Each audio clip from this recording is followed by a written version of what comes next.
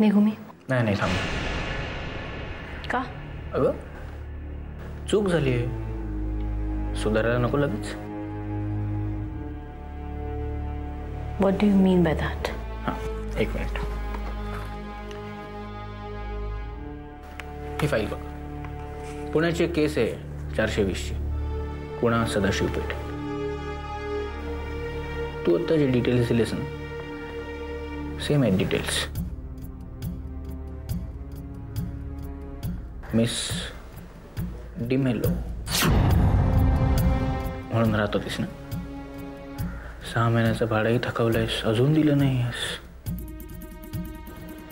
बोलव मालकाला. आणि you are so right, Adinath Shastri होता तुझ्या बरोबर. पण तो जरी असला, सतत जरी असला, तरी पेपर्स कोणाच्या नावावर आहेत सुलेखा? राईट. आत्ताच्या आत्ता मी तुला आत टाकू शकतो, कळलं ना?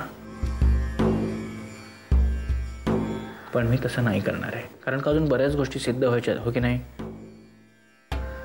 मिस डिमेलो सुलेखा राऊत.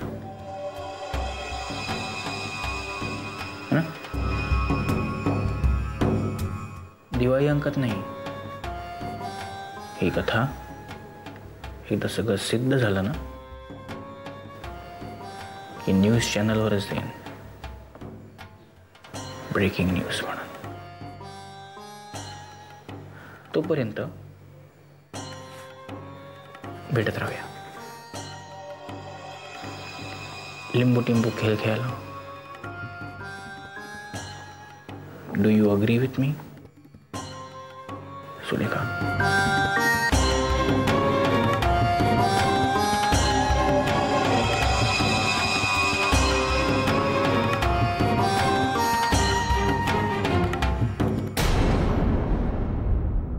सुलेखा कुठे गेली? पोलीस स्टेशनला. पोलीस स्टेशनला? कशाला? चौकशीसाठी बोलवलंय. कसली चौकशी?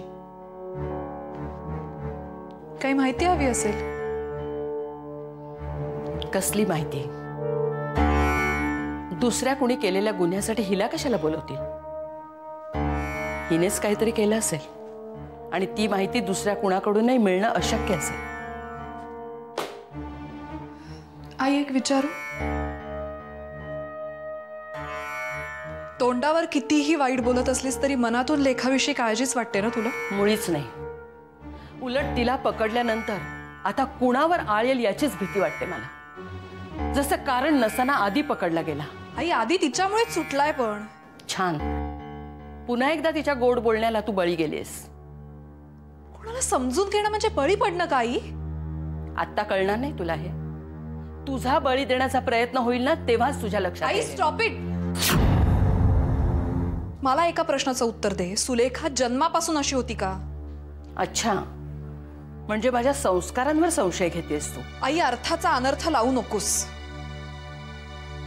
काही गोष्टींमुळे सुलेखा चुकीची वागली असेल, मान्य आहे मला. का? ज्यांना तू चुका म्हणतेस ना ते गुन्हे आहेत, गुन्हे. असं तुला वाटतंय कारण तुझ्या मनात पहिल्यापासून तिच्याविषयी संशय, फक्त संशय. पण शब्दाला शब्द वाढवण्यात काही अर्थ नाहीये. मी जे सांगते ते नीट ऐक. जशी एखादी व्यक्ती बिघडू शकते तशी ती सुधारूही शकते ना. पण आपण संधी तर द्यायला हवी. आणि आपण नाही संधी देणार तर काय पोलीस देणार आहेत का? संधी काय हवंय तिला? आपला विश्वास. अख्ख्या जगाचा विश्वास उडाला ना की माणूस घरी येतो शेवटी. आपण तिच्यावर विश्वास ठेवू पण ती विश्वासघात करणार नाही. कशावर? कारण ती आता बदलली. आई तू हवीस तिला. सगळ्या चुकांसाठी तुझी माफी मागायची तिला. घरी येऊन सुद्धा बोलली नाही ती तुझ्याशी का? लाज वाटते तिला तुझ्या समोर यायची. आणि जेव्हा आपल्या माणसांसमोर यायची लाज वाटते ना याचा अर्थ सगळ्या चुका मान्य आहेत तिला. पण आई तिने मला तसं प्रॉमिस केलंय. ती घर सोडून कधी नाही जाणार आता. एकदा तिला समजून घेशील? माझ्यासाठी? आई, तू सांगशील ती शिक्षा भोगायला तयार आहे ती. एकदा माफ कर तिला. दुर्दैव आहे माझं, मी तिची आई आहे. मुलाने कितीही चुका केल्या तरी त्या आईला पदरात घ्याव्याच लागतात.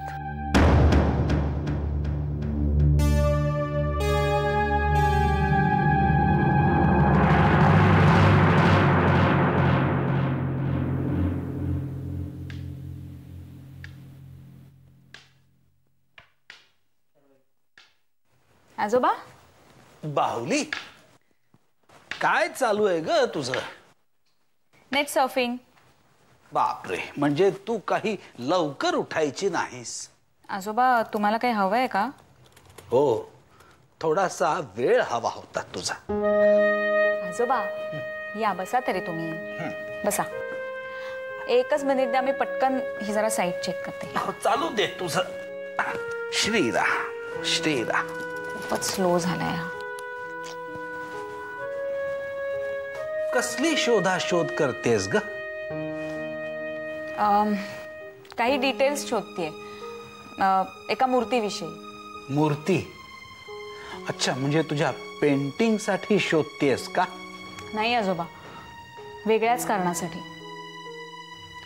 काली कर्मावालीची मूर्ती. आजोबा, तुम्ही ऐकलंय कधी याविषयी? तुम्हाला माहितीये काही? काली कर्मावाली? नाही बुवा. क्षिप्राला माहित होतं. तिने मला खूप माहिती दिली सुद्धा होती, पण आता नीटशी आठवत नाहीये. आजोबा, मी तेव्हा लिहून ठेवायला हवं होतं. काय आहे एवढं त्या मूर्तीत? खूप मोठा इतिहास आहे आजोबा या मूर्तीला, आणि एक रहस्य सुद्धा. आजोबा, योगायोगाने विक्रांतने ही मूर्ती पाहिली होती, आणि ती सुद्धा सुलेखाच्या घरी. आणि या मूर्तीचं चित्र मला क्षिप्राने दाखवलं होतं, जे तिला तिच्या वडिलांनी दिलं होतं. आजोबा, माझी खात्री आहे सुलेखाला हे कळलं होतं, आणि म्हणूनच तिने क्षिप्राचा जीव घेतला असणार. मला देशील का ते चित्र? देईन की. काय आहे, आता वयानुसार काही गोष्टी लक्षात नाही राहत. आठवून बघतो, काही आठवतंय का ते? कदाचित आठवेल अचानक. काली कर्मावालीची मूर्ती, याचा शोध लावायलाच हवा. एक मिनिट हा आजोबा. कुणाला फोन लावतेस? स्वप्नीलला. त्याला माहित आहे का? नाही, त्याला माहिती नाहीये, पण एक मिनिट.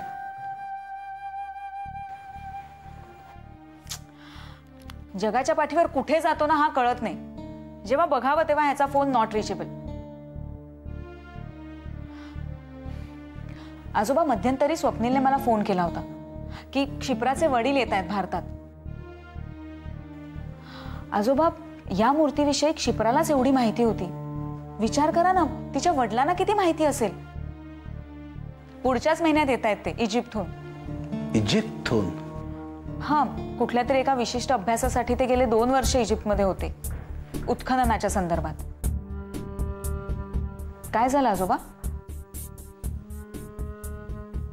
भेटायला हवं क्षिप्राच्या वडिलांना. काली कर्मावाली.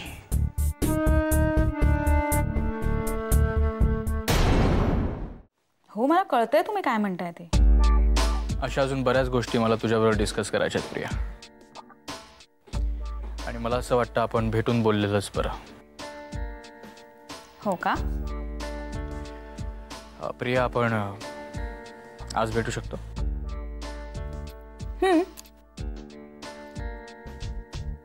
माझी काहीच हरकत नाहीये. प्रिया, ए प्रिया.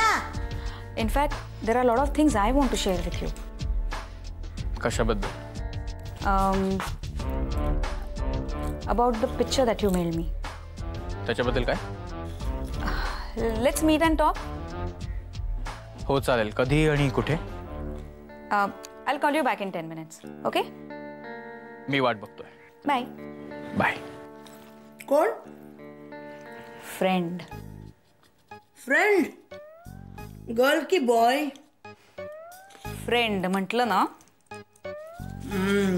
तुला काही हवंय का? हो, मला फोन हवाय. कॉर्डलेस. या. थँक्यू. बरं का?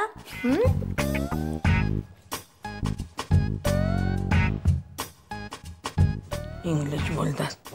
मला सुद्धा येतं इंग्लिश बोलता. 2 6 1 4.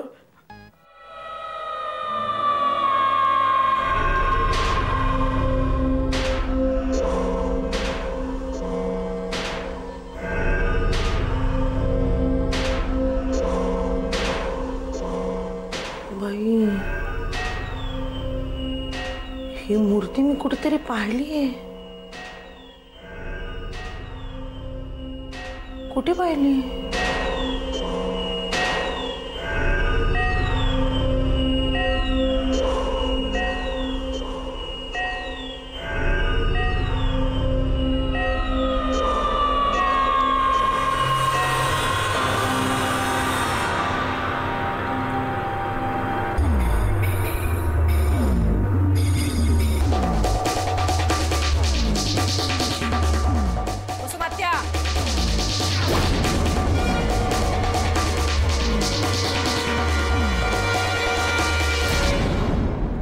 जेव्हा प्रथमेशनं स्वतःच्या आईला राधाला ओळख न देता मनीषाच्या आईला मिठी मारली होती, तेव्हा माझ्या मनात तुझ्यासारखेच अनेक प्रश्न निर्माण झाले होते. आजोबा, मी प्रथमेशला जेव्हा डॉक्टर सामंतांच्या क्लिनिकवर घेऊन गेले होते तेव्हा त्यांनी जे चित्र काढलं ते डॉक्टर सामंतांचं नव्हतं, ते श्रीरंग रानडेचं होतं. कोणाचं? श्रीरंग रानडेच? हो आजोबा, आणि म्हणूनच डॉक्टर सामंतांना असं वाटतंय की प्रथमेशच असा आहे जो 2 जन्मांमधला दुवा आहे. वाटलंच होतं मला. शुभ्रा हे एक वर्तुळ आहे. या जन्माचं आणि गत जन्माचं जे अपूर्ण आहे. कारण या जन्मातल्या अनेकांच्या पुनर्जन्माचे उद्देश कळणं बाकी आहे. आजोबा, आदिनाथांनाही प्रश्न पडले होते महादेव आजोबा आणि पार्वती आजींच्या पुनर्जन्माविषयी. आणि जर तो असेल तर मग त्यांच्या या जन्मातल्या उद्देशाविषयी. आजोबा, त्यांना काय उत्तर देऊ कळतच नाहीये. याचं उत्तर फक्त 3 व्यक्ती देऊ शकतात. त्यातलाच एक आहे प्रथमेश, ज्याला 1 नाही, 2 नाही, 3ही जन्मांविषयी माहिती आहे, पण तो व्यक्त करू शकत नाही. नाहीतर त्या दिवशी त्यांनी मनीषाच्या आईला ओळख का दिली असती? त्या दिवशी मनीषाच्या आईला त्याने दिलेली ओळख आणि तू सांगितल्याप्रमाणे विराज सामंतांना श्रीरंग रानडे म्हणून दिलेली ओळख, यातून एकच गोष्ट सिद्ध होते शुभ्रा, की प्रथमेशचा संबंध श्रीरंग आणि मनीषाच्या जन्माशी आहे. म्हणजे मुलगा एक आणि नाती 2 विभिन्न जन्मातल्या माणसांशी. आजोबा, आदिनाथांनी मला अजून एक प्रश्न विचारला होता. काय संबंध आहे सुलेखाचा आमच्या आयुष्याशी, आमच्या या जन्माशी किंवा आमच्या गतजन्माशी? आजोबा, मला असं वाटतं की जर तुम्ही सांगितल्याप्रमाणे प्रथमेशच मनीषा असेल आणि मनीषा गोदाचा पुनर्जन्म असेल आणि जर सुलेखाचा प्रथमेशशी आणि मनीषाशी संबंध असेल तर सुलेखाचा गोदाशी असलेला संबंध आपण नाकारू शकत नाही. बरोबर आहे शुभ्रा. आणि तसं जर असेल तर महादेव आजोबा आणि पार्वती आजींच्या जन्माशी असलेला तिचा संबंध स्पष्ट होतो. असायलाच हवा शुभ्रा. जर प्रथमेशने विराज सामंतांना दिलेली ओळख ही विराज सामंतांना नसून त्यांच्या गत जन्माशी श्रीरंग रानडेशी आहे तर मग गत जन्मातल्या सुलेखालाही तो ओळखत असेल. त्यांनी तसे काहीतरी संकेत दिले असतील. आठवून पहा शुभ्रा.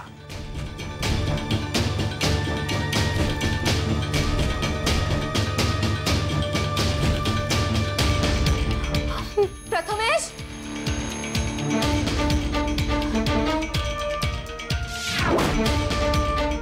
हे चित्र तू काढलंस? अयो,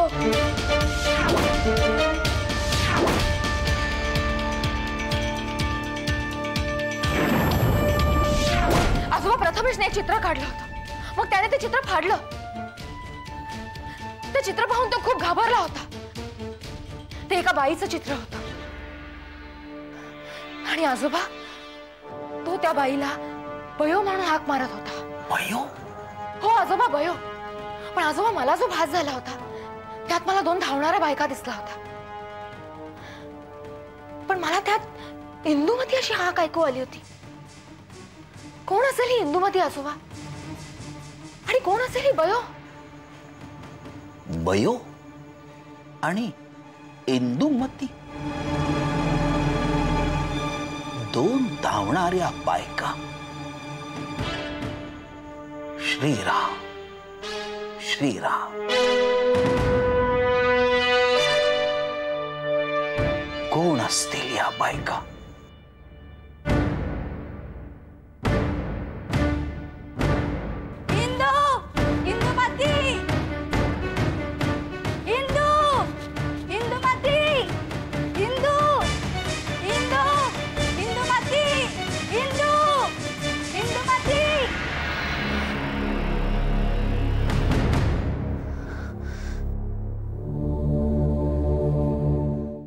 प्रत्येक गोष्ट आता पुराव्यांवर आणि पळवाटांवर अवलंबून आहे प्रिया.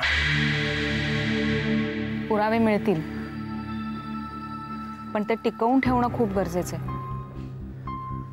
कारण सुलेखा पळवाटा काढण्यात हुशार आहेच पण पुरावे नष्ट करण्यात सुद्धा आहे. आणि हे फक्त माझं नाही, ममांचं सुद्धा म्हणणं आहे.